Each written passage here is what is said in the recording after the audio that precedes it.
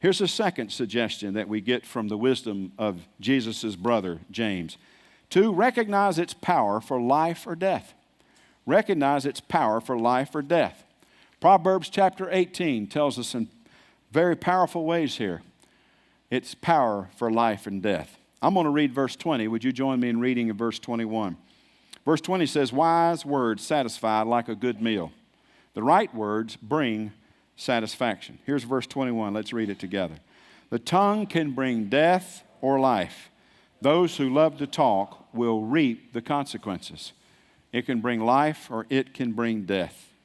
You know, there are 2 commands. They come about in multiple ways in the New Testament. In fact, one scholar once tries to trip Jesus up and says, Jesus, what's the heart of the law? And he says, well, what do you think it is? He said, well, love the Lord your God with what? All your heart, your soul, your strength, and your mind.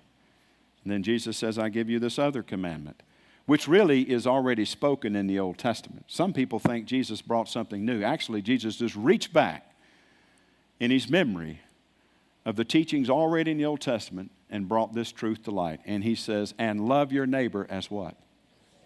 Oh my goodness. Sometimes the way we love our neighbor means we don't really love ourselves. Let me ask you a question. If you really love God and if you really loved your neighbor, would you really engage in character assassination? Would you really tear them to bits? Would you really say things? Would you really gossip about somebody if you had no idea if it was true, no idea if it was factual or if it was true to their person and their character and who they were? Would you really go around saying those things if you love them? Here's the other thing. We call it the golden rule. Do unto others as you would have them do unto you. Would you want somebody treating you like that? Would you want somebody saying that about you? And so God's word says, hey, listen, we need to treat people in such a way to realize the power of words. We often talk about the power of prayer, but words can bring life or words can bring death. I never forget where I was when I worked for the bank years ago. I was a young college student, and I too was trying to learn the Christian life and how to live it day to day. And frankly, there were times I got caught up in the bank drama, the office drama. Anybody here know what I'm talking about? And I was 20 or 21 when this happened. I never will forget where I was standing when a coworker came up to me and said, did you say such and such about me? And I said, well, and they looked at me and I was like, well, I did. But I heard so-and-so say this, and I thought, and he said, it's not true. And he said, that really hurt me that you said that. I was convicted in my spirit right then, all the way down to my toes, that I need to watch from this day forward and guard carefully what I say about people, if I say anything at all. And if I don't know it to be true, if I don't know it to be factual, and if I have not gotten permission from them to share it, I have no business uttering a word. And we somehow or another try to sanctify gossip in the church. Well, you need to pray for them down there. They're separated. Their marriage is all busted up. Well, did any of them say that their marriage was? Well, no, honey, but I saw some folks in the driveway the other day, and I think their marriage is in trouble. I think you need to pray.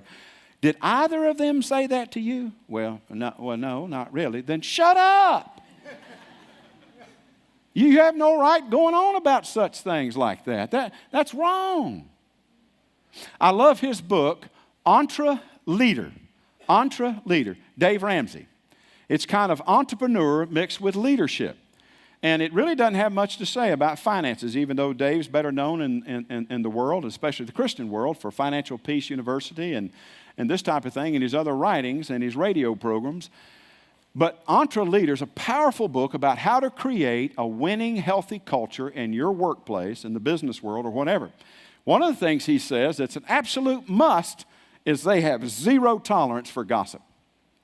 People often ask, how do you create a zero tolerance in your company or business with zero tolerance for gossip? How do you do that? You start firing people. If 3 or 4 people have to start cleaning out their desk because all they want to do is run their mouth during the day and talk about other people, then when enough people start cleaning out their desk, everybody else is going to say, I guess we're not supposed to gossip around here. No, duh. And he says, sometimes you just have to start letting people go. Zero tolerance. Here's a powerful but simple visual.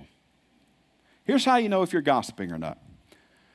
If you share up instead of sideways or down, you're not gossiping.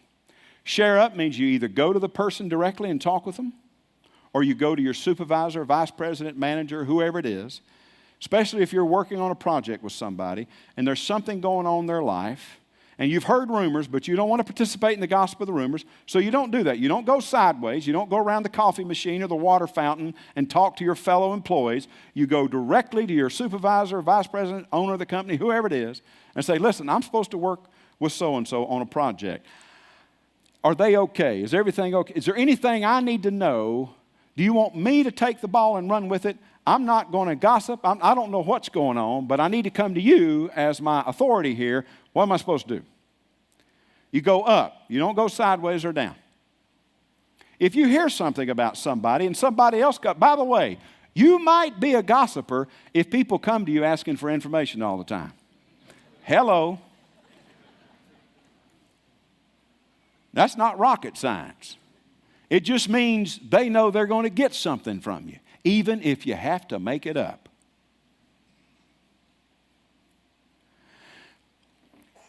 Go to the person, talk to the person, or don't say anything. Go to your supervisor or whoever, if it's a workplace situation or whatever the case may be, or just be quiet. Pray for the person. We have to be careful. Words can bring life or death.